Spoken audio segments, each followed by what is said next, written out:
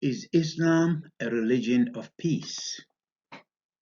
Find out for yourself, but please listen with an open and unbiased mind. هل الإسلام دين سلام؟ بإمكانك أن تجد الحقيقة، ولكن فقط إذا تابعت بتجرد وفكرت بمنطق وعقلانية بعيدا عن الخوف والتلقين. المحاضرة باللغة الإنجليزية بترجمة كتابية إلى العربية. طلال الراوندي. My name is Talal Al Rawandi. I am an ex-Muslim who has decided to come out and share with you years of experience in searching for the truth about Allah, Muhammad, and the Quran. The three elements that have proven to be effective tools to enslave and abuse the human mind. In my next series of lectures, I will be addressing the following subjects. Is Islam a religion of peace? What are the characteristics of Allah and the true character of Muhammad? Did the Quran come from a divine source? Is the Sharia law suitable for humanity? How Islam degrades and humiliates women? Is there a God, and would it be Allah? I was taken by Islam at the age of 7 to spend many years in worshipping Allah and memorizing the Quran.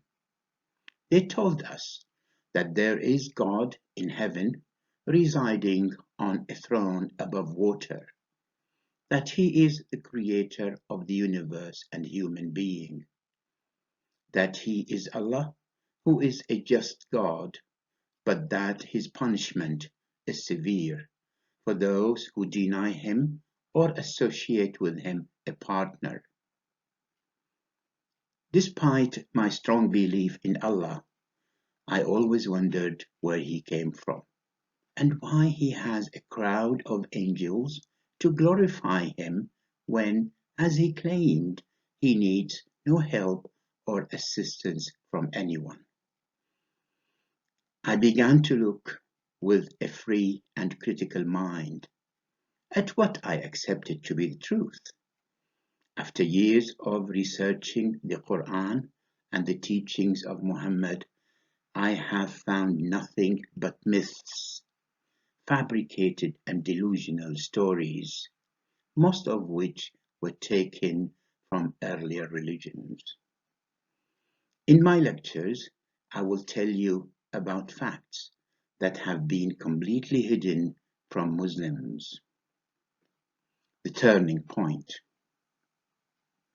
I was fortunate to be able to jump out of the Islamic doctrine cage and free my mind from all its fictitious beliefs and lies. I came to England to finish my studies, and after that I traveled to the USA and to many European and Asian countries. At the end, I have worked as a consultant in the capacity of project controls manager for the energy sector, starting in England, then moving to Syria, Saudi Arabia, Qatar, Kuwait, and finally the United Arab Emirates, where I spent many years.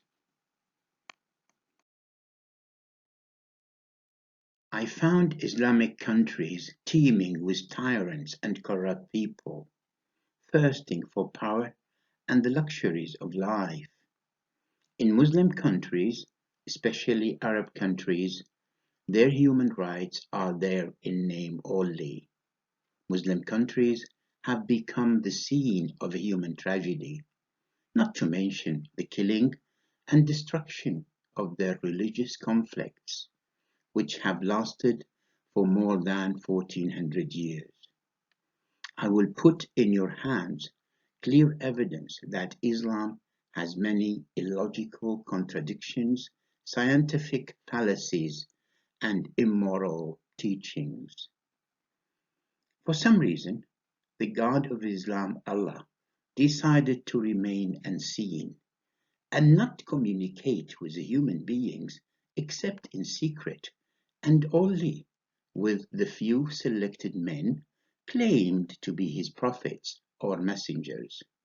So here, let us address Allah directly and see if he can answer questions that have baffled the greatest minds. Why have you not provided irrefutable evidence of your existence? What benefit comes from the creation of the universe and from the creation of people? Why did you not confirm the correct religion instead of resorting to sending 3 books, cancelling the first and the second, and saving the third? If you do not need to be worshipped, then why do you command it and punish everyone who does not worship you? What is the point of ignoring most of the world in favor of an illiterate man called Muhammad in a small desert area? How can you claim that you have given us freedom of belief while threatening eternal punishment for those who do not believe in you? What is the wisdom in your statement, "Do not ask me of what I do, and just do what you were told"? Why did you send your book in a language that is only known to about 4% of the world's population, making it vague and easily open to misinterpretation? What is the point of challenging 96% of humanity to come up with a similar Quran as yours, the book that they do not understand the language of?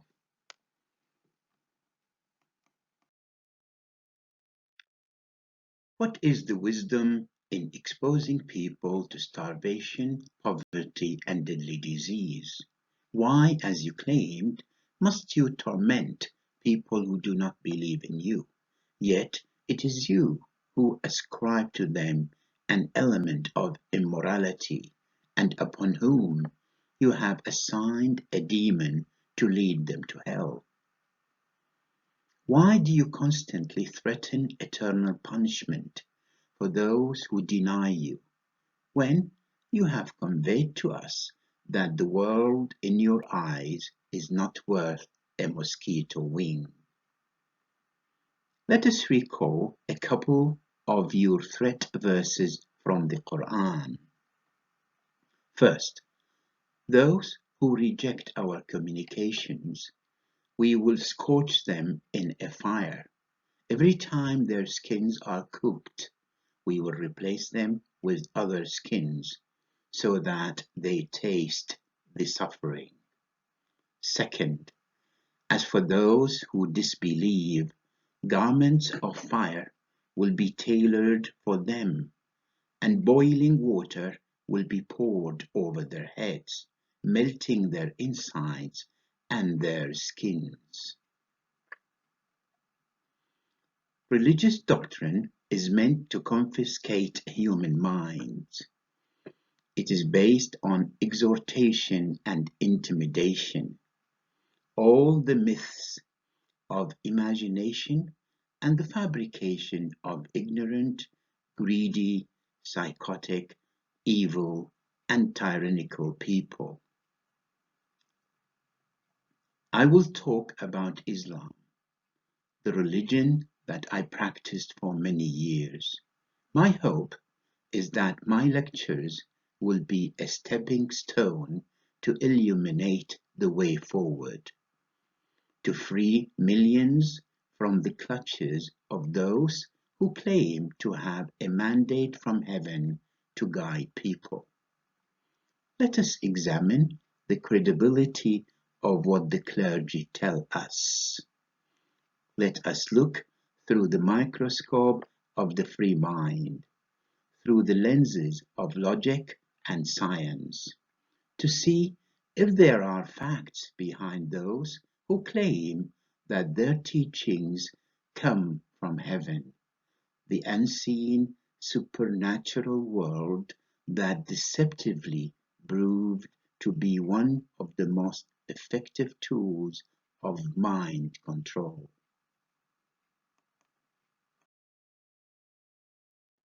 Is Islam a religion of peace?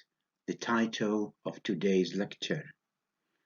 Islamists claim in a deceptively patchwork manner that their religion came with moral teachings that guide Muslims to be advocates of peace.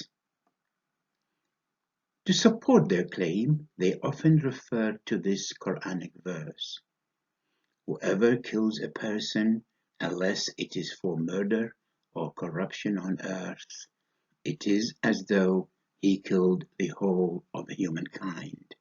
And whoever saves it, it is as though he saved the whole of humankind." Chapter 5, verse 32. This verse appears as a model principle for preserving human life. But if we look at the verse in its full context and at the other teachings of Islam, we will see things in a different light. Here is the whole verse instead of the abbreviated version usually used by Islamists. Because of this, we ordained for the children of Israel that whoever kills a person, unless it's for murder or corruption on earth, it is as though he killed the whole of humankind. And whoever saves it, it is as though he saved the whole of humankind. Let us see what the actual meaning of this verse is if taken in its full context. First, the verse is addressed to the children of Israel, the Jews, and the God of Islam was not addressing the people of Muhammad, and he was not speaking to the Arabs or humanity in general. Second, what matters here are the two conditions stipulated in the verse, according to which Allah permits the killing of any person. The two conditions are willful killing and corruption on earth. And one of the most important rules that Allah has set for non-corruption on earth is belief in Him and His Messenger. And accordingly, infidelity is considered a major form of corruption. Thus, apostates who reject Islam and Muslim women who demand equality with men are considered corrupt on earth and must be killed as per Allah's command. This is another verse telling us about the punishment that awaits those who are corrupt in the land, because they did not surrender to Allah and obey Muhammad. The punishment for those who fight Allah and His Messenger and strive to work corruption on earth is that they be killed or crucified or have their hands and feet cut off on opposite sides or be banished from the land. Chapter 5, verse 33. A clear statement that they must be killed or crucified, or if they're lucky to get away, with their limbs being cut off, not to mention confiscating all their possessions and their servitude.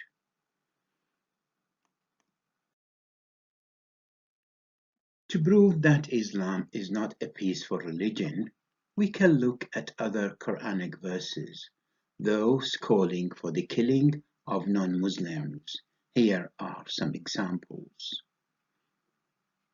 First, fight those who do not believe in Allah or in the last day, and who do not consider unlawful what Allah and His Messenger have made unlawful. Chapter 9, verse 29. Second, O Prophet, wage jihad against the faithless and the hypocrites, and be severe with them. Their refuge shall be hell. Chapter 9, verse 73. Third, O believers, fight the unbelievers around you, and let them realize that you are firm. Chapter 9, verse 123. Fourth, and slay them whenever you come upon them, and expel them from where they expelled you. Chapter 2, verse 191. Fifth, those who are infidels will surely receive severe punishment, both in this world and in the next. Chapter 3, verse 56. In Islam, the final ruling is clear. Everyone must submit to Allah and His law. Following hadith would fully support this statement. First, in this hadith, Muhammad said, I am instructed to fight the people until they testify that there is no God but Allah and that Muhammad is the messenger of Allah. Reference, the authenticated book of Al-Bukhari, hadith number 25. Second, in this hadith, Muhammad clearly calls for the execution of anyone who renounces Islam and adopts another religion. Whoever changes his religion, kill him. Reference, the authenticated book of Al-Bukhari, hadith number 6922.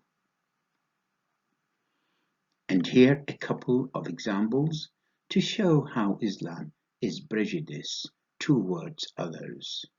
Sometimes describe the non-believers that they are unclean, as per this verse.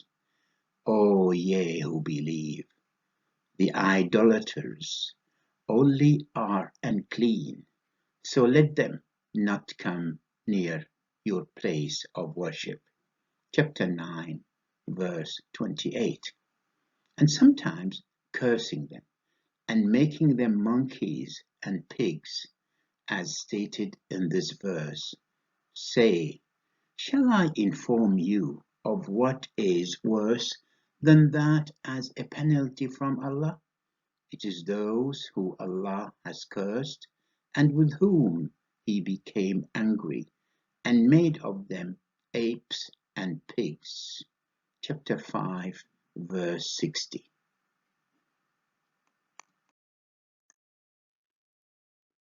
Islamists have often, in acrobatically deceiving way, justified any Quranic verse that relates to combat as a directive for self-defense, regardless of how clear the verse's goals are to induce fighting non-Muslims, those who do not submit to Allah's commands. How could anyone misinterpret the aforementioned verses to be self-defense instructions, particularly verse 29 in chapter 9 that clearly instructs Muslims to fight all those who do not believe in Allah and submit to Islam? One can also see Muhammad has set his command on ethnic cleansing campaigns for those around him from among the non-Muslim minorities. This is what he said in his hadith. I will expel the Jews and Christians from the Arabian Peninsula and will not leave any but Muslim. reference the authenticated book of Muslim Hadith number 1767. Let me give you more examples of how Allah instructs Muslims to deal with the non-believers. In this verse, Allah encourages the looting and confiscation of non-Muslim property as war spoils. The verse says, "So consume what you have taken for war booty, as being lawful and good."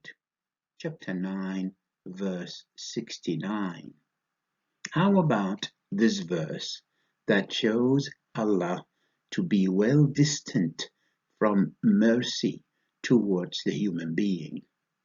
Here he is reprimanding Muhammad for keeping his prisoners of war alive before he establishes complete control over the land. The verse says, "It is not for a prophet to have captives of war until he inflicts a massacre upon Allah's enemies in the land." Chapter 9, verse 67. And this verse establishes an explicit decree granting Muslim men special privileges to rape non-believers and use them for sexual pleasure if they fall as prisoners of war. The God of Islam says, "And all married women except those you rightfully possess." This is Allah's decree binding upon you. Chapter 4, verse 24. Can any sane person imagine that these instructions came from a divine source? What is this privilege but a blasphemous violation of the dignity of women and a clear violation of the minimum human rights? One can conclude without a doubt that all the so-called peaceful Quranic texts depict Islam as an oppressive religion when understood in its proper context. A doctrine that was fabricated by Muhammad to eliminate everything in his path that is not identical to his ideology. Muhammad was never among those who showed respect for other beliefs, not to mention that he never tolerated anyone who did not accept his ideas and did not submit to his claim that his law is from heaven and that it is an absolute truth. Is it possible to reform Islam to become a religion of peace? Reforming Islam can only be done by Allah, either by sending a new Quran or by bringing back Muhammad to amend the existing Quran and many of his hadith that he claimed to be divine revelations. There is no other option to reform Islam for two reasons. First, replacing one letter of the Quran without referring to its author would be considered a crime that would warrant death. Second, it is claimed that Allah personally affirms that He has pledged to preserve His book and protect it from any modification or distortion. This is a sign to all Muslims not to alter a single letter of the Quran.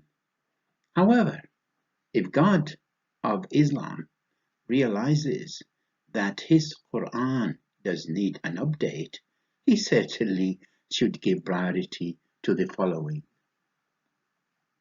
abolishing slavery, wife beating, child marriage, and child abuse.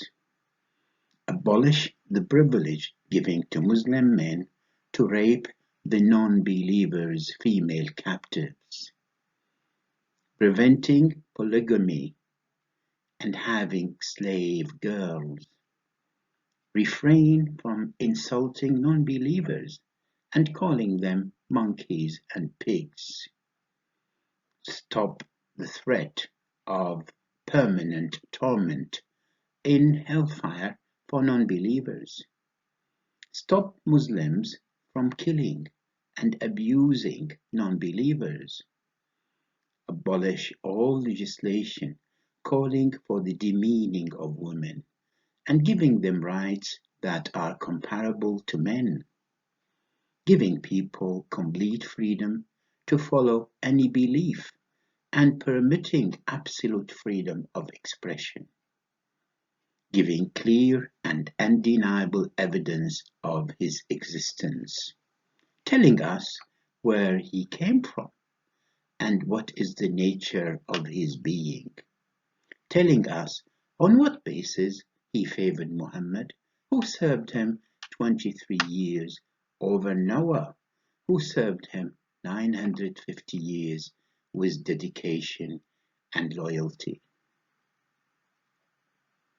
This is the end of today's lecture.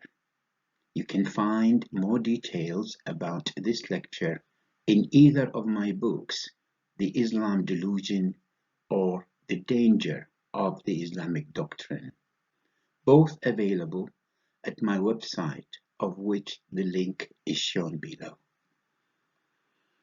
My best wishes to you all. Goodbye for now.